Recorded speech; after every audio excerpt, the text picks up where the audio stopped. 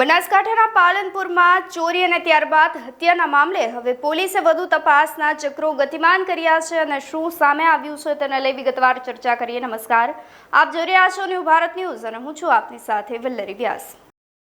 બનાસકાંઠાની અંદર ભાગ્યરેખાનો દોષ કે પાલનપુરની શાંતિ હણાઈ ગઈ છે તેને લઈ હાલ જે છે તે લોકોની અંદર ચર્ચા તેજ બની ગઈ છે, કારણ કે બનાસકાંઠા જિલ્લાના મુખ્ય મથક ગણાતા એવા પાલનપુરમાં શાંતિ વસંતભાઈ આકેડીવાલાનો હત્યાનો મામલો જે છે તે હવે ફરી એકવાર ગરમાયો છે। વસંતભાઈ ઓકેડીવાલાની ધર્મપત્ની માનેલી બહેનને જ તેમની પત્નીનું કાળશ કાઢ્યું હોવાનું સામે આવ્યું છે।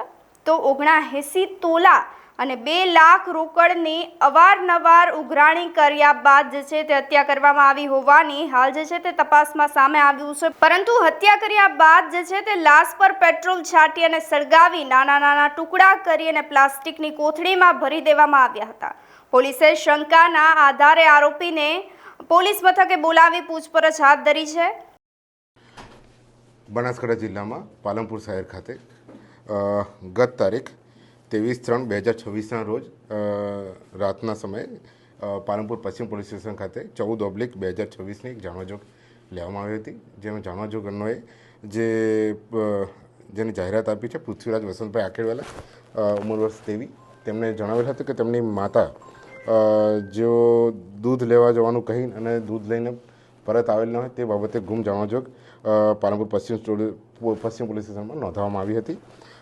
આ ગુમ જાણવાજોગની તપાસ એએસઆઈ પ્રવીણભાઈ ધનાભાઈ નાવ મારફતે કરાવતા સદર ગુમ થનાર છેલ્લે હનુમાન ટેકરી આસપાસ જોવા મળ્યા હતા। જે અન્વયે પાલનપુર પશ્ચિમ પોલીસ સ્ટેશન પીઆઈ અંકુર દેસાઈ અને તેમના ડી સ્ટાફ દ્વારા અલગ અલગ જગ્યાના સીસીટીવી ફૂટેજ અને તેમનું જે લોકેશન આધારે ટ્રેકિંગ કરવામાં આવ્યું હતું। આ ટ્રેકિંગ આધારે હનુમાન ટેકરીની આસપાસ આ જે ગુમ થનાર બેન છે એક હોમ ફર્નિચર વેચાણ કરનાર રેખાબેન તેજાભાઈ રાઠોડ રહે રામદેવનગર, દેવાભાઈ અણદાભાઈ મુખીનો વાસ, અર્બુદા સોસાયટીની સામે, ગુલબાઈ ટેકરા, અમદાવાદ, હાલ રહે દેલવાડા, તેઓના આસપાસ ત્યાં એમનું લોકેશન મળેલ હતું અને ત્યાં તેમને છેલ્લે હાજરી જોવામાં આવી હતી। જે બાદ તેમની જે હોમ ફર્નિચરનો એનો ઢાંચો જે બનાવેલો હતો ત્યાંથી તેઓ અંદર જે મરણ જનાર જે છે શાંતિબેન વસંતભાઈ આકેડીવાલા તેઓ એમાંથી બહાર નીકળ્યા ન હતા। જે આધારે અમને ખૂબ શંકા ગઈ હતી અને ડી સ્ટાફ અને પાલનપુર પશ્ચિમ પીઆઈ અંકુર દેસાઈ દ્વારા તેની તલસ્પર્શી તપાસ કરવામાં આવી હતી, જેમાં દરેક મુવમેન્ટનું અમે ટ્રેકિંગ કર્યું હતું।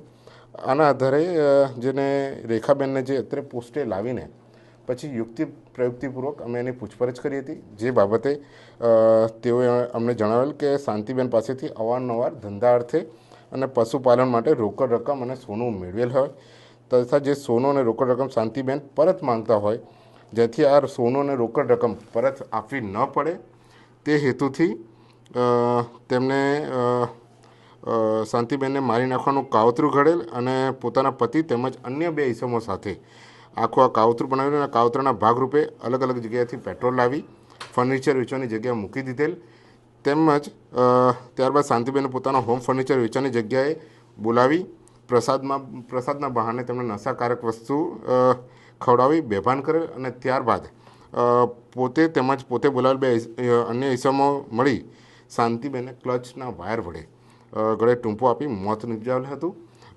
ત્યારબાદ શાંતિબેનની લાશનો નિકાલ કરવા સારું શાંતિબેનની લાશને ધાબળામાં વીંટાળી એક પ્લાસ્ટિકના કટ્ટામાં ભરી છકડામાં ભરી દેલવાડા ગામ તરફ લઈ ગયેલા હતા। પરંતુ દેલવાડા ગામમાં તે સમયે માણસોની અવરજવર વધુ હોય દેલવાડા ખાતે ઉતરી ગયેલ અને પોતાના માણસોને આ શાંતિબેનની લાશને અગાઉથી નક્કી કરેલ અન્ય બીજી જગ્યા હતી ત્યાં સળગાવી મારવાનું કહેલ અને જેથી આ 2 માણસો શાંતિબેનની લાશને પાલનપુર ઇન્કમટેક્સ ઓફિસથી આગળ આવેલા ટાફે ટ્રેક્ટરના બંધ પડેલ શોરૂમના ભોંયરામાં લઈ જઈ પેટ્રોલ છાંટી સળગાવી દીધેલ હોવાનું જણાવેલ। જે અનુસંધાને ખાતરી તપાસ કરાવી એક અર્ધ પડેલી લાશ મળી આવતા શાંતિબેનના પતિ વસંતભાઈ આકેડીવાલાને બોલાવી આ લાશની ઓળખ પ્રસ્થાપિત કરી અને ત્યારબાદ શાંતિબેનની લાશને ઓળખી બતાવતા પાલનપુર પશ્ચિમ પોલીસ સ્ટેશન ખાતે મર્ડર અન્વયે જે ભારતીય ન્યાય સંહિતાની 2023ની કલમ અનુસાર ફોજદારી ગુનો દાખલ કરીને આની તપાસ હાલમાં પાલનપુર પશ્ચિમ પોલીસના પીઆઈ અંકુર દેસાઈ કરી રહ્યા છે. આ સમગ્ર બનાવમાં હું આપને જણાવું કે પાલનપુર પશ્ચિમની ટીમ દ્વારા અને પાલનપુર પશ્ચિમ પીઆઈ અંકુર દેસાઈની ટીમ દ્વારા ખૂબ સારી રીતે આની ગંભીરતા લઈને અને આ જે ગુમ જાણોજોગની ફરિયાદ છે એમાં પોતે પાર્ટિસિપેટ કરીને અને જે તલસ્પર્ધી જ આખી સીસીટીવીનો અભ્યાસ આખું મેપ ટ્રેકિંગ કર્યું છે અને જેટલા પણ લોકો છે એને આઈડેન્ટિફાઈ કર્યા છે.